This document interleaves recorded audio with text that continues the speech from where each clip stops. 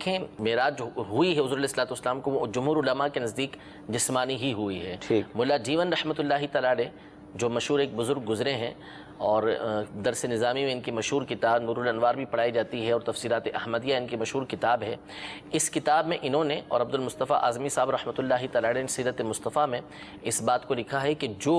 نبی کریم صلی اللہ تعالیٰ علیہ وآلہ وسلم کی معراج جسمانی کو نہیں مانتا، وہ خود بھی گمراہ ہے اور دوسروں کو بھی گمراہ کرنے والا ہے، ضال مضل ہے ایسا شخص۔ اور قرآن و حدیث کی روشنی میں یہی بات ثابت ہوتی ہے کہ آپ علیہ الصلوۃ والسلام کو جسمانی معراج کروائی گئی۔ قرآن پاک میں اللہ تبارک و تعالیٰ ارشاد فرماتا ہے سبحان الذی اسری بعبدہ،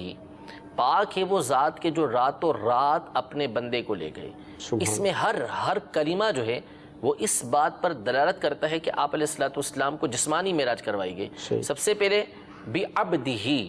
کہ اپنے بندے کو لے گئی، اور آپ عبد کا ترجمہ کسی بھی لغت کے اندر جا کے دیکھ لیں تو عبد کہتے ہی اس ہستی کو ہیں کہ جو جسم اور روح دونوں کے ساتھ ہو۔ یہ نہیں فرمایا اللہ تبارک و تعالیٰ نے کہ سبحان الذی اسری بروح عبدہ کہ اپنے بندے کی روح کو لے کر گیا، نہیں، بعبدہ اپنے بندے کو لے کر گیا، اور بندہ ہوتا ہی وہ ہے کہ جو جسم اور روح کا مرکب ہو، اس کو ساتھ لے کر جانا، یہ اللہ تبارک و تعالیٰ نے قرآن پاک میں ارشاد فرمایا۔ دوسری بات یہ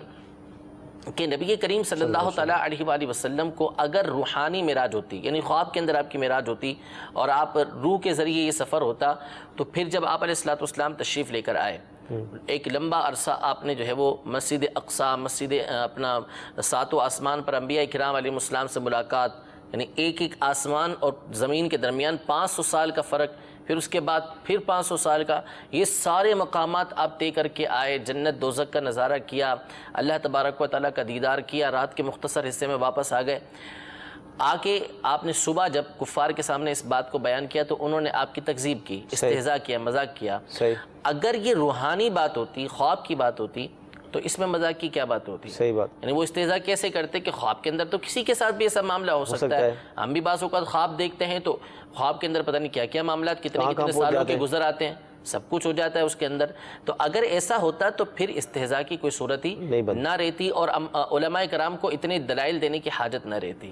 تو اصل چیز یہ ہے کہ اللہ تبارک و تعالیٰ اپنے حبیب کریم صلی اللہ علیہ وسلم کے جسم ہی کو روح کے ساتھ آپ علیہ الصلوۃ والسلام کو معراج کروائی گئی، اسی لیے اللہ تبارک و تعالیٰ نے سبحان کا لفظ فرمایا کہ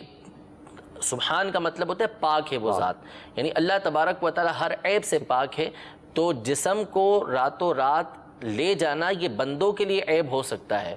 کہ اتنے لمبے سفر پر لے جانا، بندے اس پر قادر نہیں ہے۔ اللہ تبارک و تعالیٰ ان تمام عیوب سے پاک ہے، وہ اپنے بندے کو لے جا سکتا ہے اور وہ لے گیا ہے۔ سبحان اللہ۔